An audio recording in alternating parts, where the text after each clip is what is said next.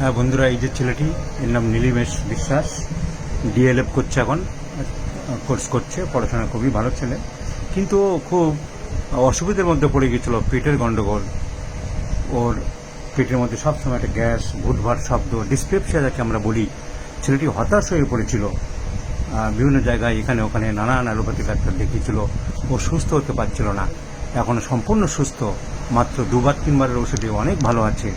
এটা আমি দেখাতে চাইছি যে এও তো গ্যাসের বড়ি প্রচুর কিনে কিনে খেত, খেয়ে খেয়ে ও সর্বনাশ করছিল। হোমিওপ্যাথি ওষুধে 2-3বারের মধ্যেও এত ভালো আছে। ও নিজেই বলুক, নীলিমেশ তোমার কেসটা বলো, আমার ডাক্তাররা শিখুক, জানুক, এবং সাধারণ মানুষও জানুক। নমস্কার, আমি নীলিমেশ বিশ্বাস। আমি ডাক্তারবাবুর কাছে 1-2 মাস ধরে দেখাচ্ছি। আমি অনেক দিনই 4-5 বছর ধরে তেলে ভাজা তৈলাক্ত জিনিস, মাছ মাংস একটু বেশি খেতাম, পারতাম। তারপর প্রচণ্ড গ্যাসে ভুগ, অনেক জায়গায় দৌড়াদৌড়ি করেছি ডাক্তারবাবু, অ্যালোপ্যাথি ডাক্তারবাবু দেখি ফেড আপ হয়ে গেছি। তোমার প্রবলেমটা কি হতো? মেন প্রবলেমটা গ্যাস হতো প্রচণ্ড, অ্যালোপ্যাথি ওষুধ, গলা বুক জ্বালা, পেট ভার, অম্বল টক টক ভাব হতো। এটা অস্বস্তি ছিল তোমার মধ্যে সব সময়।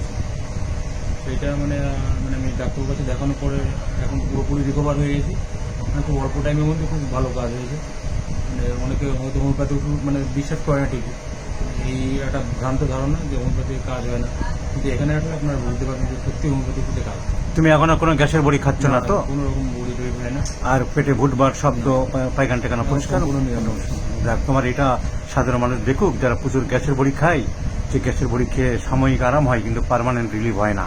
হোমিওপ্যাথিতে তুমি যে পার্মানেন্ট রিলিভ হয়েছো, শান্তি পেয়েছো, এটা আমাদের দুনিয়ার ডাক্তার বন্ধুদেরও আমি কি ওষুধ দিয়েছি তোমাকে সেটা শেখাবো। আর সাধারণ মানুষও জানুক যে হোমিওপ্যাথিতে এইসব রোগ পার্মানেন্ট ভালো হয়, সুস্থ হয়। নীলিমেশ, তোমাকে সহযোগিতা করার জন্য ধন্যবাদ জানাই।